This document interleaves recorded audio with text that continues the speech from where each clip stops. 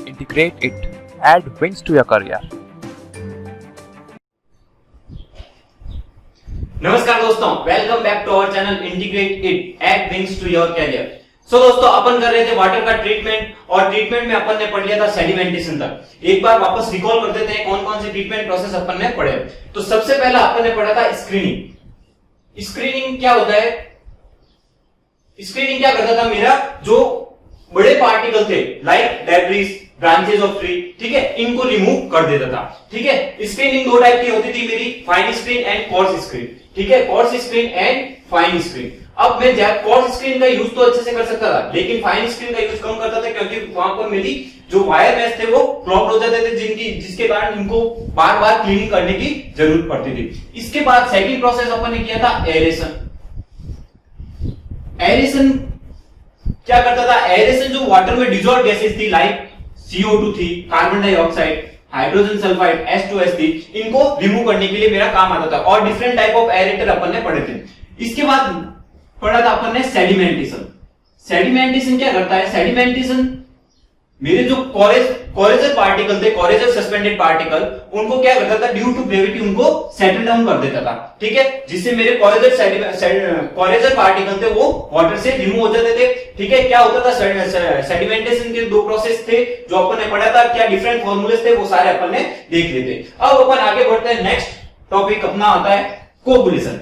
क्या होता है कोगुलेशन?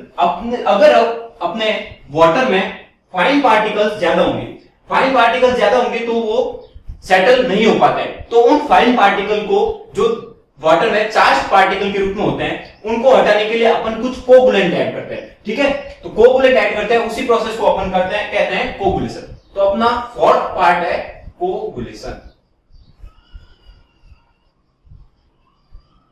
ठीक है, तो मैं यहां से डेफिनेशन बोल सकता हूं कि मेरी अगर एफिशिएंसी ऑफ सेडिमेंटेशन टैंक क्या होती है?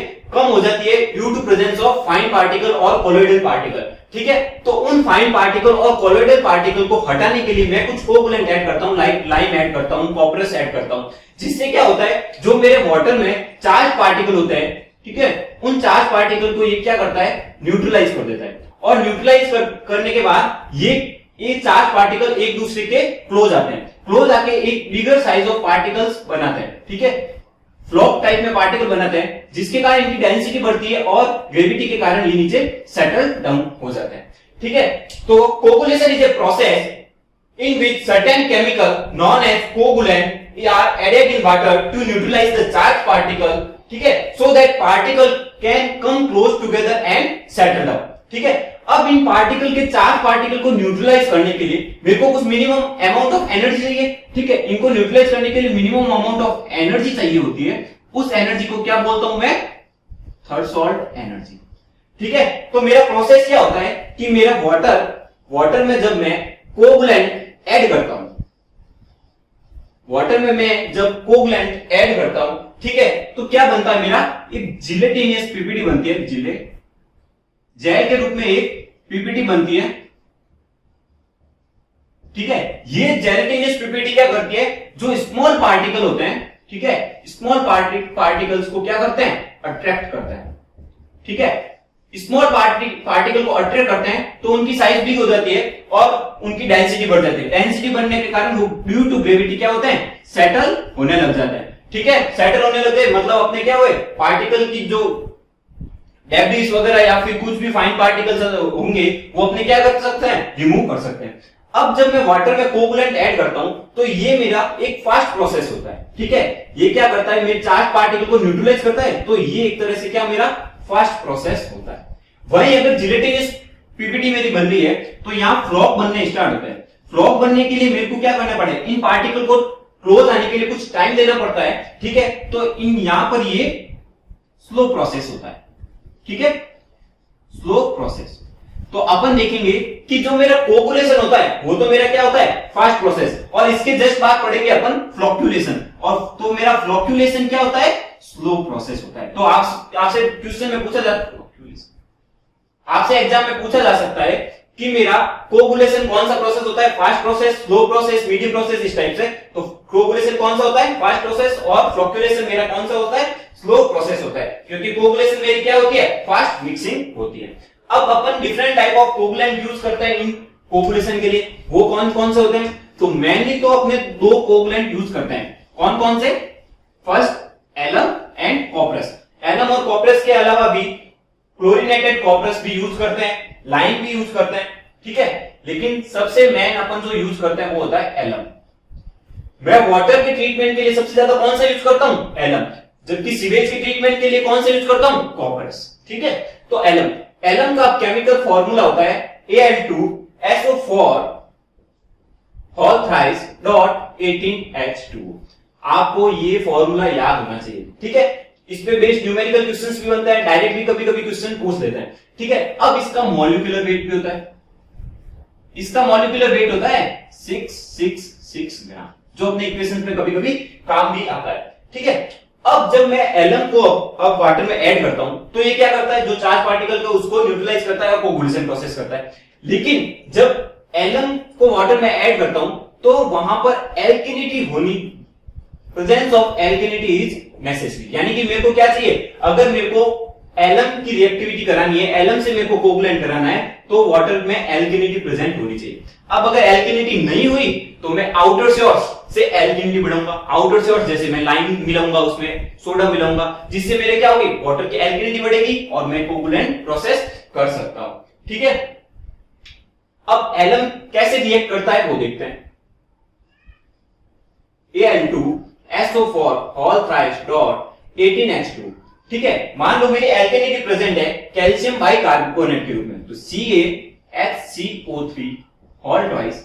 जब ये एलम कैल्शियम बाइकार्बोनेट जो वाटर में एल्केनिटी के रूप में प्रेजेंट होता है उससे रिएक्ट करता है, 1 mole of alum 3 mole of calcium bicarbonate से रिएक्ट करता है, ठीक है। तो क्या बनाता है? 3 mole of CaSO4 dot plus 2 mole of aluminium hydroxide, calcium sulphate, aluminium hydroxide plus 18H2O और 6CO2, ठीक है। तो मेरा एलम वाटर में प्रेजेंट एल्केनिटी कैल्शियम बाइकार्बोनेट से रिएक्ट करके 3 moles of calcium sulphate, 2 moles of aluminium hydroxide, जो मेरा पीपीटी बन जाती है, प्रेसिपिटेशन के फॉर्म में बन जाती है, और H2 और CO2 प्रोड्यूस करता है। अब मेरे को पता है कि मेरा एलम का मॉलिक्यूलर वेट कितना होता है? 666 ग्राम, ठीक है। कैल्शियम बाइकार्बोनेट का वेट कितना होता है? 162, आप निकाल सकते हो, और इसके 3 मोल है, तो टोटल मेरा वेट यहां से मॉलिक्यूलर वेट आ जाएगा। Similarly 3 moles of calcium sulphate, calcium sulphate का मेरे को वेट पता है। सिमिलरली मेरा एल्यूमिनियम हाइड्रोक्साइड, मेरे को इसका मॉलिक्यूलर वेट पता है, और इसके 2 मोल होते हैं, और इसका मॉलिक्यूलर वेट होता है समथिंग 78, ठीक है। तो यहां से मैं क्या इस इक्वेशन से, इस रिएक्शन से मैं क्या निष्कर्ष निकाल सकता हूं कि मेरा 660 ग्राम ऑफ एलम जब 3 moles of calcium bicarbonate 3 into 162 ग्राम से मिलता है तो मेरा कितना प्रेसिपिटेशन देता है? 2 इंटू 78 ग्राम, ठीक है। तो यहां से मैं क्या पॉइंट लिख सकता हूं?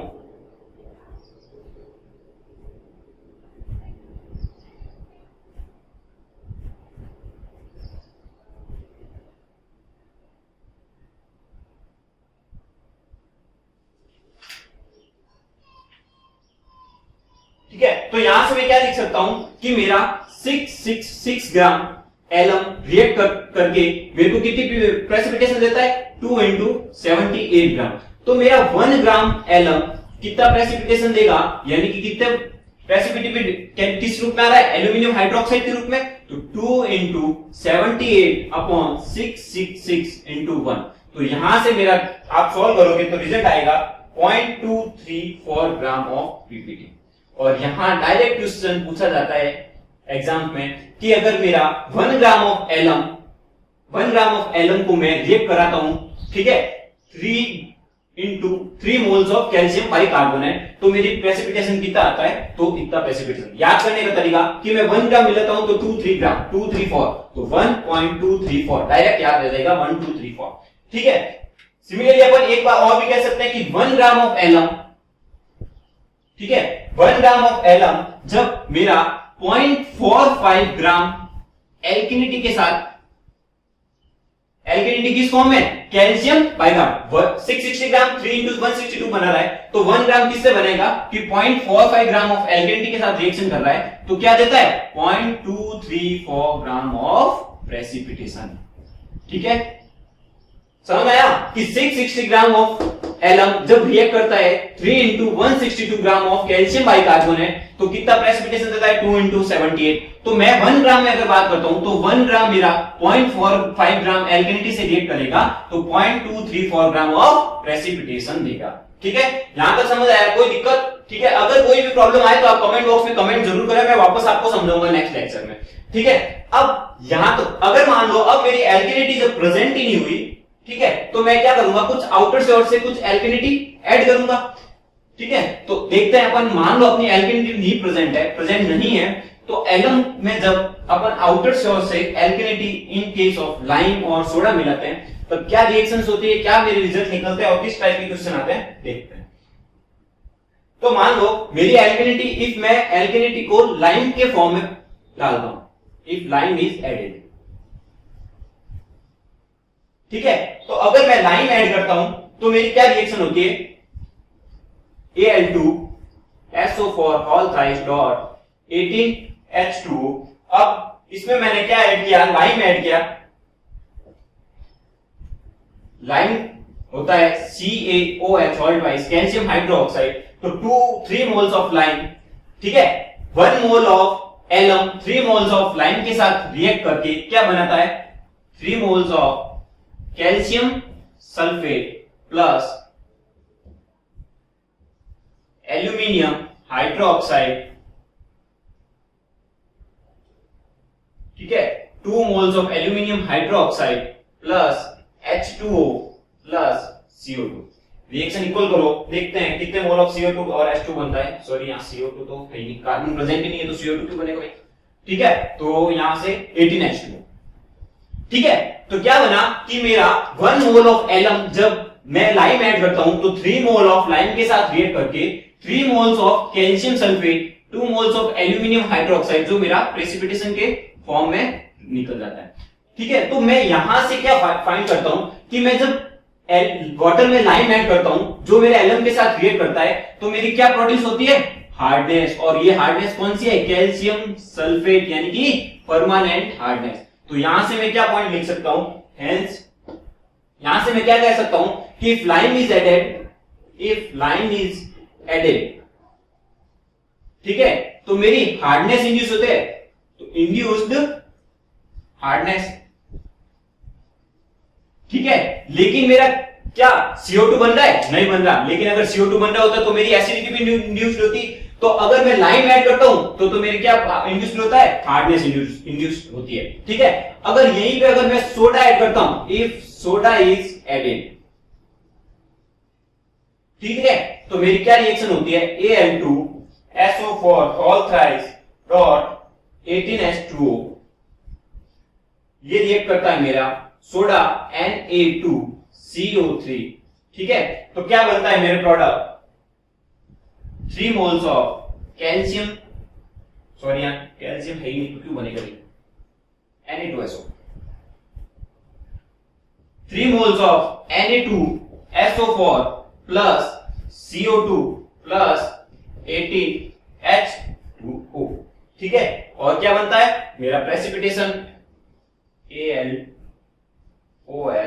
और थ्राइस। कितने प्रेसिपिटेशन बनेगा, 2 मोल्स। ठीक है, यानी कि जब देखो लाइम के केस में तो मेरी क्या इंड्यूस्ड हुई, हार्डनेस इंड्यूस हुई। अब सोडा के केस में देखो, जब मेरा 1 मोल ऑफ एलम रिएक्ट करता है 1 मोल ऑफ सोडियम कार्बोनेट से, तो क्या प्रोड्यूस करता है, 3 moles of sodium sulphate, CO2, water और एल्यूमिनियम हाइड्रोक्साइड, जो मेरी प्रेसिपिटेशन के रूप में निकलती है। ठीक है, तो यहां से अब देखो CO2 इंड्यूस करता है, CO2 मेरे क्या करता है, मतलब एसिडिटी इंड्यूस करता है। CO2 क्या इंडिकेट करता है कि मेरी एसिडिटी इंड्यूस्ड हुई। एसिडिटी इंड्यूस्ड हुई मतलब क्या हुआ, जो मेरा pH क्या हुआ यहां पर, डिक्रीज। तो यहां मैं लिख सकता हूं कि induced acidity and reduce pH, reduce pH। तो यहां से डायरेक्ट आपको क्वेश्चन पूछा जाता है कि अगर मैं वाटर में लाइम ऐड करता हूं तो मेरी क्या इंड्यूस्ड होती है, हार्डनेस।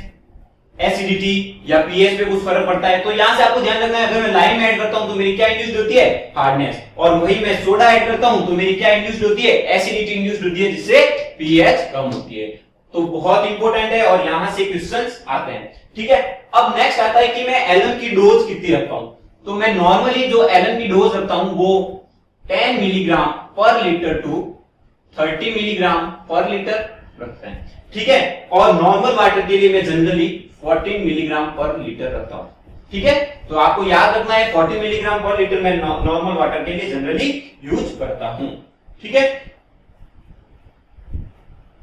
ठीक है, तो इस टाइप के क्वेश्चंस आते हैं। एक कभी कभी क्वेश्चन पीएच का पूछ लेते हैं और इंपॉर्टेंट भी है कि मेरा एलएम है वो किस पीएच रेंज में रिएक्ट करता है। ठीक है, तो एलएम की रिएक्टिविटी के लिए, एलएम की कोवलेंट के लिए मेरी पीएच की रेंज होती है 6.5 टू 8.5। ठीक है, 6.5 ये एक पीएच रेंज होती है, इसमें मेरा alum as a coagulant work करता है। ठीक है, अब नेक्स्ट आता है कॉपरस सल्फेट। अपने दो इंपॉर्टेंट कोवलेंट है एलएम एंड कॉपरस सल्फेट। साथ साथ में स्क्रीनशॉट लेते रहना या फिर नोट्स बनाते रहना। थ्योरेटिकल सब्जेक्ट है इसलिए बार बार बोल रहा हूं, रोज पढ़ना पड़ेगा। शॉर्ट नोट्स भी बनाओ अपने हाथ से। ठीक है, और जिसको पीडीएफ चाहिए नोट्स की वो व्हाट्सएप मैसेज कर सकता है या फिर जल्दी आपके लिंक में भी डाल दिया जाएगा वीडियो के। ठीक है, तो नेक्स्ट आता है अपना कॉपरस।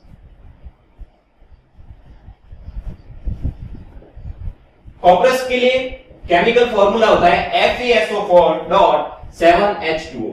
अब यहां ध्यान रखने की चीज है, तो मैं बोल तो कॉपरस रहा हूं लेकिन यहां फॉर्मूले में क्या आता है मेरा, आयरन, फेरस सल्फेट.7H2O। ठीक है, अब कॉपरस कैसे रिएक्शन करता है एक बार वो भी देख लेते हैं।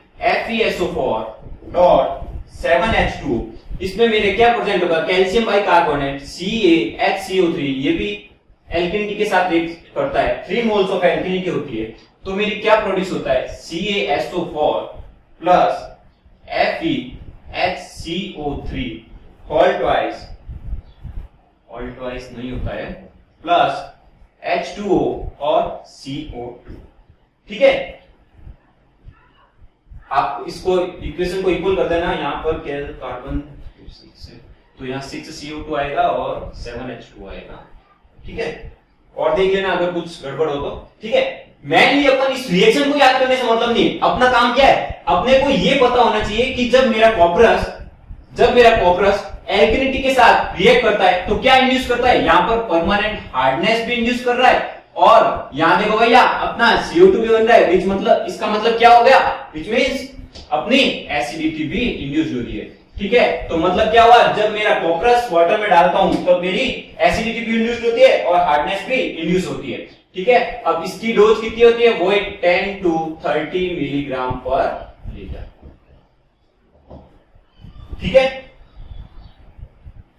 और एक बात ध्यान रख लेना, कॉपरस है वो मेरा कलर्ड वाटर के लिए यूज नहीं करता हूं क्योंकि वो कार्सिनोजेनिक प्रोडक्ट्स बनाता है जो मेरे क्या होता है, कैंसर कोजिंग होते हैं। ठीक है, तो ये था अपना कोगुलेशन में क्या करते हैं, कोगुलेंट ऐड करते हैं जो क्या करता है, वाटर में प्रेजेंट चार्ज पार्टिकल को न्यूट्रलाइज करता है और एक जिलेटिनस पीपीटी बनाता है जो फ्लॉक बन के अपनी ग्रेविटी से सेटलमेंट हो जाता है और मेरे जो फाइनर और कोलोइडल पार्टिकल है वो सेटल होके अपना वाटर को प्योरिटी करते हैं। ठीक है, अब नेक्स्ट आता है फ्लोक्यूलेशन। फ्लोक्यूलेशन छोटा सा प्रोसेस है, क्या है वो भी देख लेते हैं।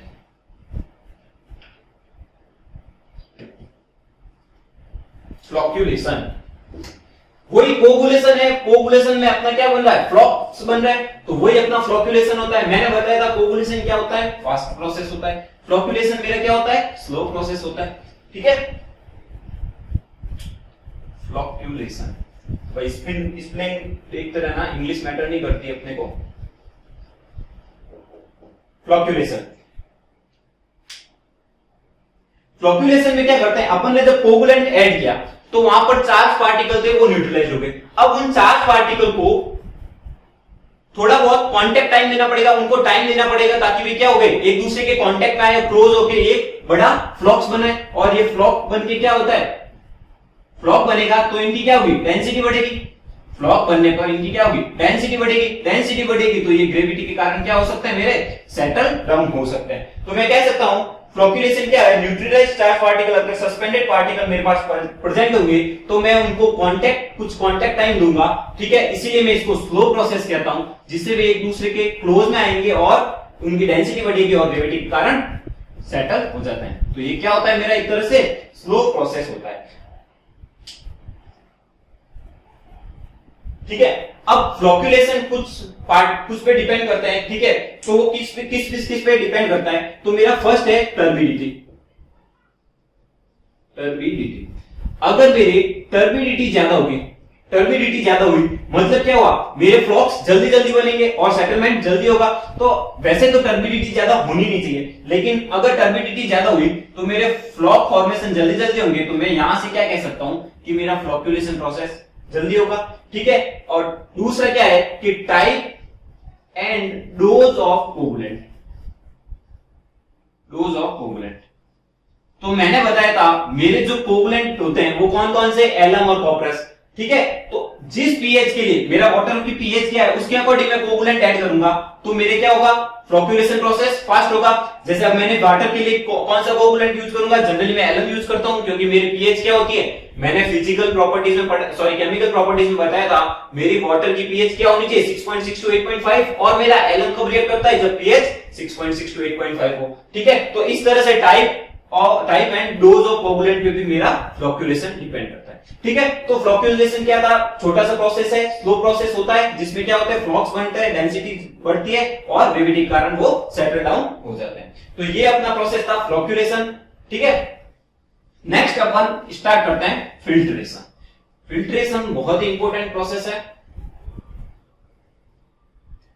सिक्स्थ प्रोसेस आता है अपना फिल्टरेशन।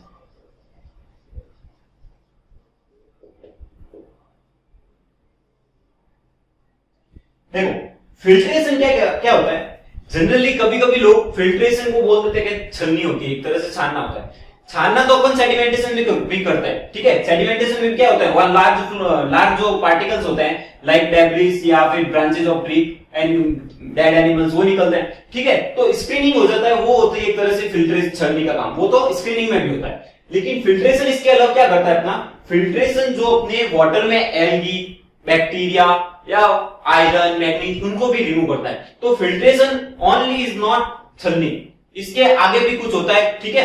तो वो पढ़ते हैं क्या होता है फिल्ट्रेशन। सबसे पहले फिल्ट्रेशन किसके लिए काम आता है, filtration is used to remove small फ्लॉक्स।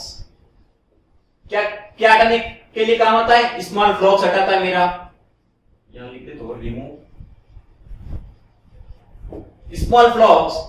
Iron अगर प्रेजेंट है मेरा, मैग्नीज अगर प्रेजेंट है, समटाइम्स कलर भी हटाता है, ठीक है। तो फिल्ट्रेशन क्या करता है, रिमूव स्मॉल फ्लॉक्स जो कोलाइडल पार्टिकल जो मेरा कोगुलेशन या फ्लोक्यूलेशन प्रोसेस में नहीं निकल पाते हैं, उनको कौन रिमूव करता है, तो फिल्ट्रेशन। और क्या रिमूव करता है, Fe, मैग्नीज और कलर अगर मेरा प्रेजेंट है तो वो रिमूव करता है, ठीक है। तो filtration is used to remove small frogs or precipitate particle which do not remove in settling of coagulated particle, ठीक है। अब फिल्ट्रेशन मेरे दो टाइप्स के होते हैं। Filtration, two types of filtration process होते हैं, ठीक है। कौन कौन से फिल्ट्रेशन होते हैं, एक आता है मेरा ग्रेविटी फिल्टर और दूसरा आता है मेरा प्रेशर फिल्टर, ठीक है। अब ग्रेविटी फिल्टर में टू टाइप्स ऑफ फिल्टर होते हैं, ठीक है। कौन कौन से, तो slow sand filter and rapid sand filter. कौन से होते हैं, स्लो सैंड फिल्टर और सेकंड होता है मेरा रैपिड सैंड फिल्टर, ठीक है। ये दोनों बहुत इंपॉर्टेंट होते हैं, कैसे इनकी वर्किंग होती है वो अपन पढ़ेंगे, क्या इनके पैरामीटर्स होते हैं, डिजाइनिंग पैरामीटर्स क्या होते हैं वो भी सब पढ़ेंगे, ठीक है। और इनमें से बहुत सारे क्वेश्चंस बनते हैं और बहुत सारे क्वेश्चन एग्जाम में आते भी हैं, ठीक है। लेकिन पहले अपन कर देते हैं प्रेशर फिल्टर छोटा सा पार्ट है, फिर नेक्स्ट लेक्चर में अपन ले लेंगे पूरा ही कि मेरा स्लो सैंड फिल्टर क्या होता है और रैपिड सैंड फिल्टर क्या होता है, ठीक है। तो पहले अपन पढ़ लेते हैं क्या होता है मेरा प्रेशर फिल्टर।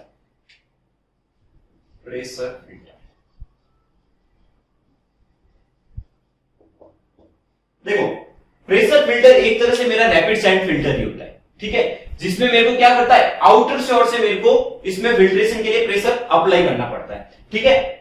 अपन स्लो सैंड और रैपिड सैंड में तो क्या करते हैं, कुछ हेड अप्लाई करते हैं जिसके कारण उनके प्रेशर आता है और वो अपने रिमूव करते हैं। इसमें फ्लॉक क्या प्रोसेस होता है वो अपन नेक्स्ट लेक्चर में पढ़ेंगे, लेकिन अभी सिर्फ ये समझ लो कि मेरा प्रेशर फिल्टर होता है, ठीक है, उसका operation same as rapid sand filter, operation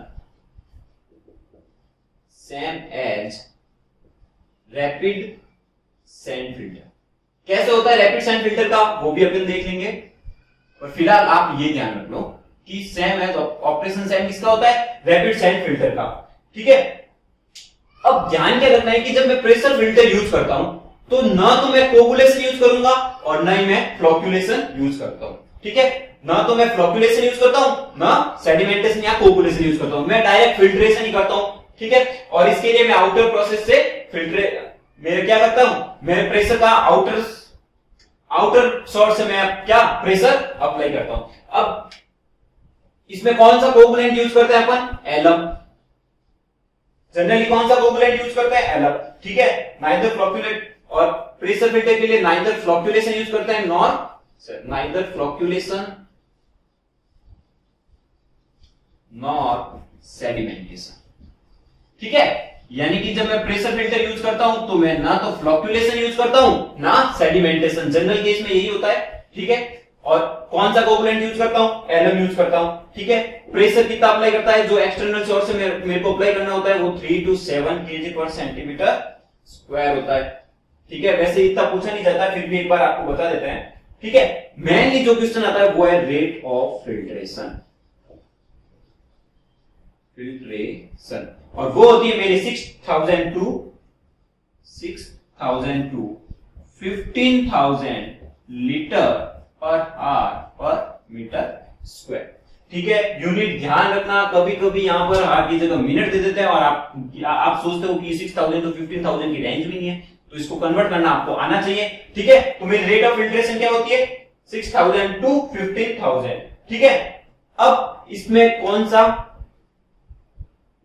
अपन क्या करते हैं, KMnO4 यूज करते हैं एज ए डिसइंफेक्टेंट, ठीक है।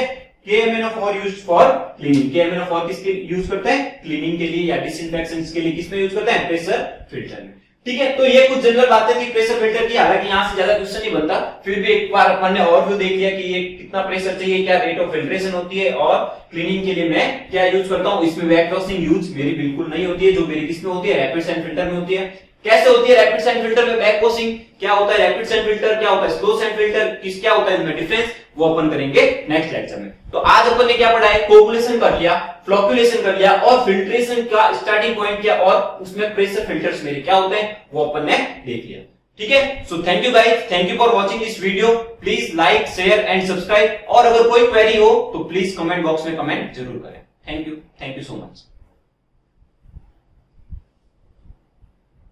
Thank you for watching the video. Please like, share and subscribe the channel Integrated.